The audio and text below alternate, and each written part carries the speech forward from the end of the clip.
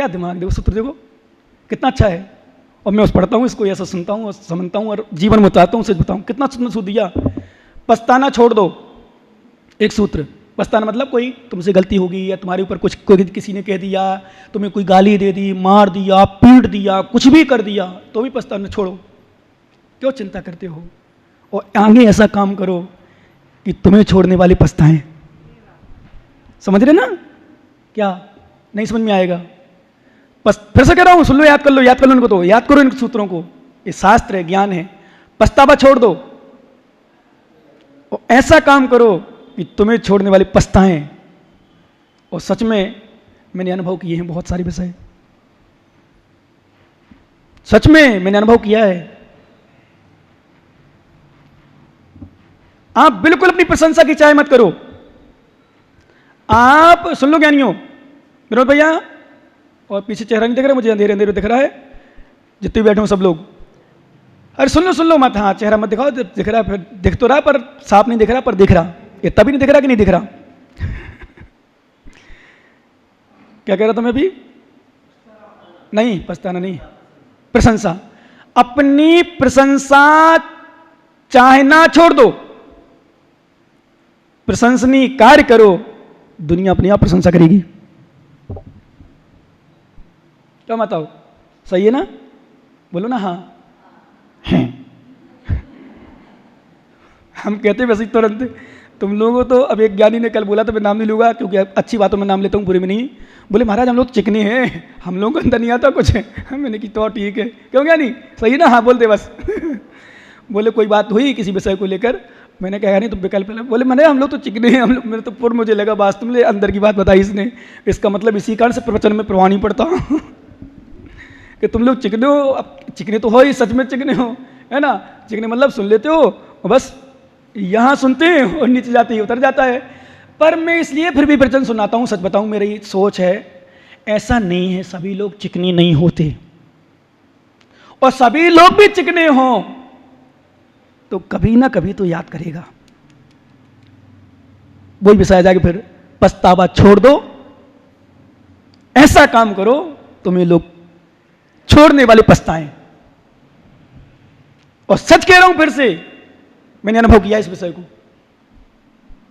और यही कारण है। एक प्रश्न तो दूसरा बोलो चंद्र, प्रशंसा की चाय छोड़ दो। सब बच्चे भी ध्यान रखना, मेरी मम्मी मुझे प्रशंसा नहीं करती, मेरे पापा मुझे डांटते हैं, मैं तो ऐसा करती हूँ, मैं ऐसा करती हूँ, फिर भी डांटते हैं। डांटने दो, तुम अच्छे काम करो, लेकिन बुरे करोगे तो डांटेंगे, तुम्हें गलत देखेंगे तो डांटेंगे, गलत समझेंगे डांटेंगे। गलत करो ही नहीं, सोचो ही नहीं। क्या ये बताओ, जब गलत, एक बात और सुन लो, गलत ना करने पर भी गलत कहें तो भी चिंता मत करो, एक दिन तुम्हारे पिता भी झुकेंगे तुम्हारे सामने, गारंटी से कह रहा हूं। गुरु भी झुकते हैं, यदि हम तुम्हें गलत कह भी दें कि तुम गलत हो और हमें एहसास होगा, नहीं मुझे एहसास होगा मैंने गलत कहा है, मैं तुमसे क्षमा मांग लूंगा, सच बता रहा हूं। और नहीं भी मांगू क्षमा तो उनसे क्या करना, मैं महाराज हम नहीं मांगे तुमसे क्षमा, तो तुम तो सही करो। इसलिए प्रशंसा की चाह मत करो, प्रशंसनीय कार्य करो, प्रशंसा अपने आप होगी। और नहीं भी हो तो समझ लेना अयसा कीर्ति नाम कर्म का उदय चल रहा है। इसलिए अच्छा करने पर भी प्रशंसा नहीं हो रही, और ये चिंतन आएगा नहीं, क्योंकि प्रशंसा तुम चाह ही नहीं रहे। चाहने वाला ही सोचेगा मेरी प्रशंसा क्यों नहीं कर रहे, मेरा नाम क्यों, मैं तो अच्छा काम कर रहा हूं। इसलिए बिल्कुल नहीं सोचो, ध्यान रखना मत आओ। आप लोग चौका लगाते हो, आहार देते हो, व्यवस्था भी बनाते हो, कई चौकों में जाते भी हो, बहुत सारी महिलाएं 2-3-4 तो हैं जिसमें लगभग जाती, कोई प्रशंसा ना करे, कोई सम्मान ना करे, कोई तुमसे प्रशंसा की बात ना करे, चिंता मत करो। नहीं तो मालूम, एक माता ने ऐसे विषय को लेकर आग लगा ली। कैसे? वो क्या हुआ, एक पड़ोसिन कह दो, पड़ोसिन महिला श्रृंगार लाई, श्रृंगार का सामान, मतलब क्या बोलते हैं आप लोग श्रृंगार के सामान को? मेकअप का सामान, मतलब मेकअप नहीं, मेकअप तो होगा तो एक मतलब वो पाउडर वाउडर ये और वो नहीं, मतलब सोने के आभूषण बढ़िया पहन ली उसने। पूरा गांव पूछने, गांव का मतलब महिलाओं की आदत होती, मोहल्ला वाली, भाभी जी बड़े अच्छे लग रहे, भाभी जी बहुत अच्छे लग रहे, भाभी जी बहुत सुंदर लग रही तुम तो, भाभी जी कहाँ से लाई हैं भाभी जी। तो उससे जो बगल वाली पड़ोसन थी वो देख रही थी, और देखते देखते उसने सोचा है पूरे मोहल्ला की बड़े बड़े लोग बड़े बड़े घर की इससे पूछ नहीं आ रही, तो मैं भी इस आभूषण बनवाऊं। और महिलाओं की आदत होती है, बोलो ये धीरे से, हाँ अभी सुन लो पहले, ऐसे हाँ तुरंत हाँ नहीं मत बोला करो। इनकी चमचा की तुरंत हाँ बोल देती, सुना ही नहीं वहां। मैंने एक बार सामान से कहा, श्रापकों से कहा कि तुम लोग मेरी बात मानोगे? बोले हाँ, तुरंत बोल दिया। पर मैंने झटका दे दिया, मैंने 1,000 रुपये दान करो सब। मैंने तुरंत ही बोले करो, पर सुनो पहले कि क्या है।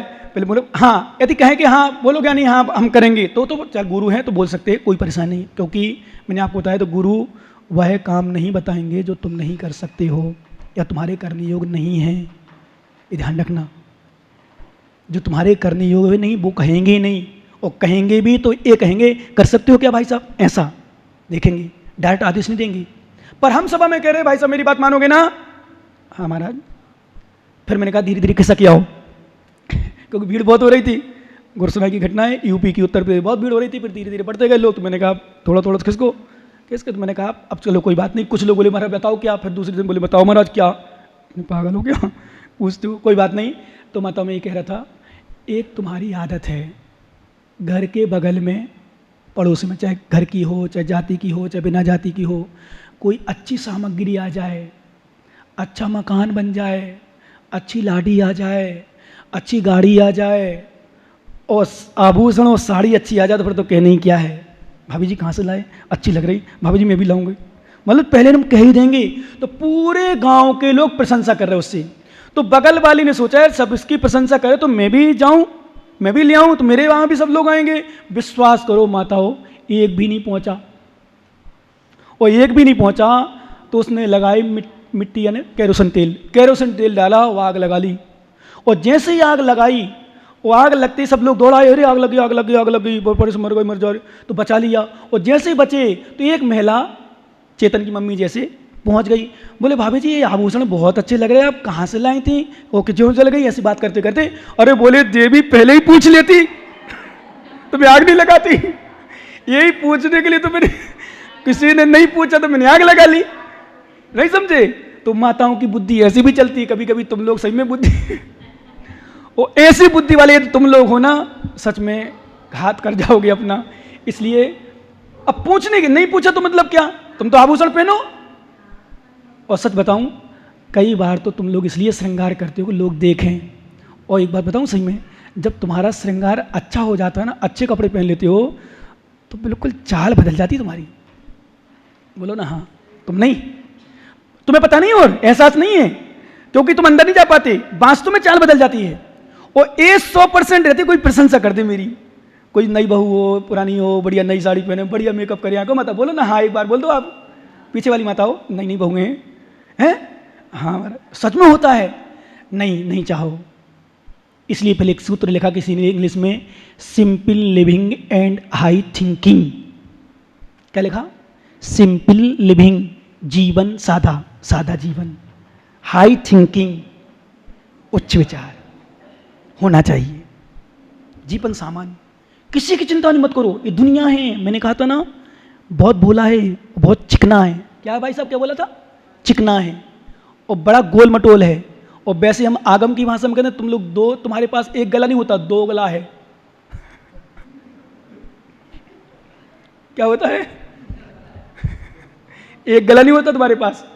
मैंने अनुभव किया कई विषयों को लेकर, कई विषयों, यहाँ की बात नहीं करूँ ना, यहाँ की लो तो यहाँ की ले लो, कौन डर है हमारे तो हम नहीं जाएंगे, तुम चिंता मत करो, 4 महीने तुम खिसकने वाले नहीं है।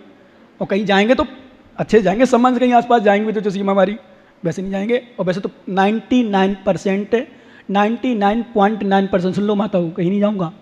डटवाड़ा और नने आ रहे थे पास में, तो गई मतलब भावना बनी, 3 किलोमीटर है, अलग विषय दर्शन की दृष्टि से नहीं जाने वाला मैं। पागल हूँ क्या, तुम्हारी बात मानूंगा?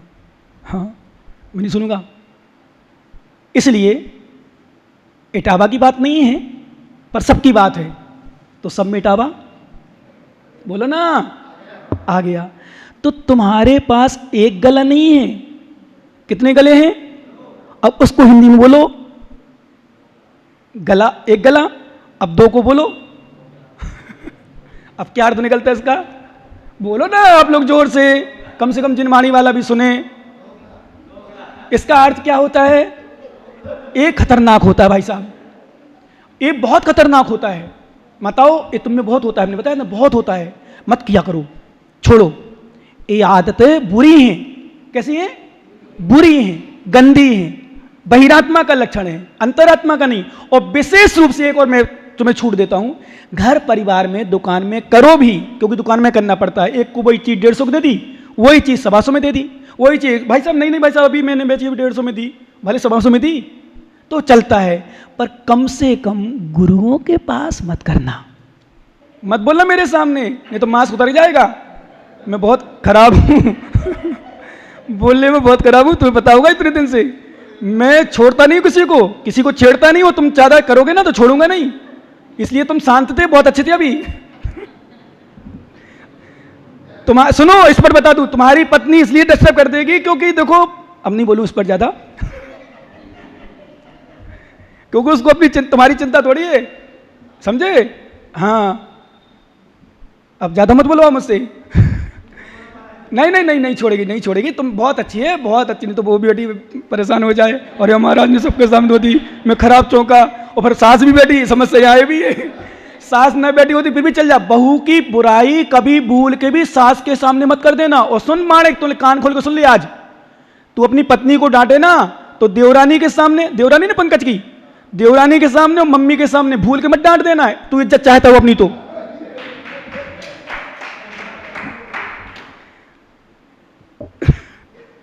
समझ रहे ना? क्योंकि स्त्री अकेले में डांट लेते, अकेले में कह लेते, सबके सामने क्या बच सकता थी?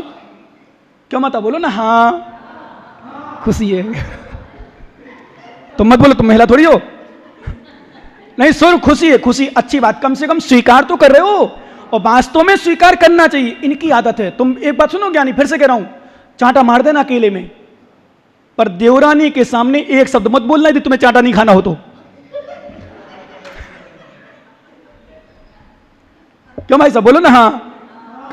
कमलेश जी से पूछ लेना, आधी बात है तो अरे कौन बैठा और आवाज किसकी आ रही? ज्यादा मत बोलना अब, है ना क्योंकि घर घर की कहानी है। तुम समझो किसी की सीधी है तो विनोद से पूछ लो फिर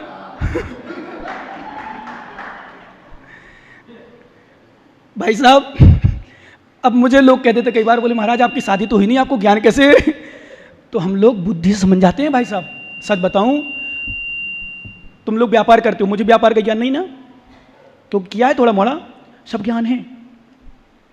वो बोलते ना बनाने का, बोले महाराज ये कहाँ से आपने बनाई, क्या है, खुरमी खुरमा पेटा ये और वो। हम लोगों के पास पुस्तकी ज्ञान तो होता ही है, पर एक बात बता दूं, अनुभव का ज्ञान ज्यादा होता है। और सच बताऊं, तुम्हारे घर का ज्ञान तुम ही दे जाते हो। और कुछ तो जैसे पति पत्नी आए साथ में, एक हंस रहा है एक दुखी है, इसका मतलब क्या है? कोई ना कोई बात है। इसमें समझ जाते हैं हम लोग कि पत्नी कैसी पति कैसा है, या पति कैसा पत्नी कैसी है, इसलिए ज्ञान हो जाता। सुनो, अब आओ मेन विषय पर। वास्तव में अब सुन माता उपदेश के लिए कोई कुछ कहे, बिल्कुल चिंता मत छोड़ो, चिंता कर मत करो, छोड़ दो चिंता, किसी की चिंता करो ही नहीं। दुनिया है कोई नहीं छोड़ती।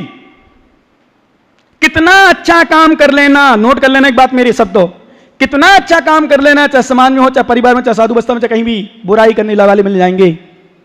भरत चक्रवर्ती को वो विषय फिर आ जाएगा, 96,000 रानी का साथ भोग कर रहा है, 6 खंड का आधिपत्य है, 9 निधियां 14 रत्न का स्वामी बना बैठा है। कैसा बैरागी है?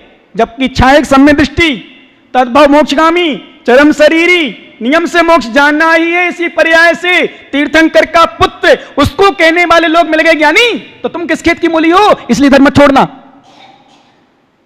शायद प्रश्न नहीं आया होगा, इसी कारण से नहीं आया क्या? सुनो, धर्म मत छोड़ना, बिल्कुल मत छोड़ना। कोई कुछ भी कहे, बताओ तुमसे भी कहे बड़े बनते हो, आहार खूब चौका लगाते हो, बड़े चौका लगा, भी तो चौका लगा, फिर चौका लगा, फिर हार में जाते हो, खोने दो। तुम्हारा घर का भी कहे ना, मैं क्या करूं, मेरी भावना है, मेरी इच्छा होती कि महाराज को आहार दूं या आहार देखूं, फिर उसके बाद भोजन करूं, मेरे उतरते ही नहीं गले से। ऐसे ऐसे श्रावक होते थे माताओं, ऐसी श्रावकाएं होती थी, जब तक मुनि का आहार ना देख ले या मुनि का आहार की बेला ना टाल दे, तब तक मुंह में कुछ नहीं रखती थी, पानी भी। आजकल तो हम लोग तुम्हें छूट देते थे, भाई पानी उकाली दूध चाय जो बीच में लेना हो तुम्हारा विषय है ले लो, क्यों भैया बोलो ना, कर लेते हैं। पर श्रावक ऐसे होते थे, क्यों? हमारे घर में अतिथि बैठा हो, हमारे घर में बड़े बैठे हों, जैसे माताओं सुन लो, बहुओं, नियम के अनुसार पहले सास ससुर भोजन करते थे, उसके लड़का बहू भोजन करते थे, फिर पति करता था, उसके बाद पत्नी करती थी। आजकल तो उल्टा, बोलो ना माताओं, कुछ कुछ बोलो ना, कुछ कुछ बोलो। अब इनकी कुछ शिकायत रहती है, इसलिए मैंने फिर समाधान कर दिया। बोले महाराज क्या करें, वो तो 12 बजे आते हैं, कोई 1 बजे आता है, कोई 2 बजे आता है, तो ऐसे क्या करें? तो फिर मैंने कही भाई ठीक है तुम्हारा विषय है, पर नहीं भी आता तो भी चल लेती हूँ पहले तुम, नहीं भी आता ना, लेट नहीं भी आता, जल्दी आ जाता ना तो भी खा लेती हूँ, नहीं तो पहले तो इन माताओं, इनको तो पता नहीं होगा, जो बूढ़ी होंगी ज़्यादा ही उनको पता होगा, बिना पति के पहले शायद, बोलो ना माताओं, कुछ कुछ बूढ़ी बूढ़ी माताएं, वृद्ध माताएं जो हैं नहीं करती थी ना, मजबूरी हो अलग विषय है, कहीं गया हो, कहीं बात हो, कहीं बीमार हो अलग विषय है। पर मैंने सुना है, जो मैं भी थोड़ी घर में तो रहा हूँ कुछ समय तक, तो ज़्यादा नहीं तो 13 साल तक तो लोग लग रहा हूँ, फिर बाद में पढ़ाई वढ़ाई के चक्कर में बाहर चला गया तो ज़्यादा नहीं देखा, पर देखा है माँ ने कभी पिता के पहले भोजन नहीं किया, मैंने जो अपनी आंखों से देखा। और बनाते बनाते क्योंकि पिता को बैठा लेते, बैठो पति, मतलब पति को बैठा लेती माताएं, तो पहले उनको खिलाती हैं, उसके बाद जो बचता है रहता है, बचता ही लगभग लगभग उससे बनता ही है, फिर खाती हैं। ये होता है सम्मान। और एक बात नोट कर लेना, सम्मान चाहते हो तो सम्मान करना सीख लो। बहुत सारे लोग सम्मान चाहते हैं पर सम्मान नहीं करना चाहते। क्या ये डायरी में सूत्र लिख लिया करो भाई साहब। मालूम, मैं भी कई बार जब ये मोबाइल से कोई विषय दिखाता है, या कहीं अखबारों में, कहीं किसी विषय में, कहीं कागज़ में, कोई डायरी में, कोई शास्त्र में विषय मिलता है, यदि भी कई विषय मुझे भी याद हो जाते हैं रहते हैं, पर फिर भी मैं नोट कर लेता हूँ। क्यों कर लेता हूँ मैं? तुम तो श्रावक ग्रस्त, तुम्हें तो पढ़ने का मौका ही नहीं मिलता उतना बार बार, तो नोट कर लिया करो कोई विषय, हो सकता है बाद में दोबारा पढ़ो, और मेरे जाने के बाद पढ़ोगे ना तो याद आएंगी मेरी बातें, मेरी बात याद आएंगी कि महाराज ने क्या कहा था, महाराज क्या कह रहे थे। और हो सकता है एक शब्द जिसे मुझे मैं पढ़ता हूं कहीं भी, एक सामान्य से सामान्य व्यक्ति मुझे कोई दृष्टांत सुनाए, कविता सुनाए, मैं सुन लेता हूं, गौर से सुनता हूं। किसी के मोबाइल वगैरह में आता है, कोई सुनाता है कहानी वगैरह, मैं सुनता हूं। क्यों? जैसे वो कथा वगैरह आती है कहीं किसी विषय में, तो मैं पढ़ता हूं उसको, पता नहीं कौन सा विषय कल्याण का सूत्र बन जाए, कौन सा विषय हमारे परिणामों की विशुद्धि में कारण बन जाए, और कौन सा हमारे लिए काम आ जाए। और कई बार हम इसलिए भी पढ़ते भाई तुम्हें भी कुछ दे तो कुछ नए नए विषय मिले, क्योंकि हमारा तो उतना सोच चल नहीं पाता है, जो सोच दूसरों का अच्छा चलता है उसमें से ही ले लेते कई बार। जैसे कोई महाराज के प्रवचन आ रहे हो, कहीं आ रहे हो, तो बोले कोई सुनाता है, कोई 2 शब्द मैं सुनता हूँ, चाहे सोतंबर के हो तो दिगंबर, चाहे किसी साधु के हो, सुन लेता हूँ। क्यों सुनता हूँ? अच्छी बात को देखने के लिए,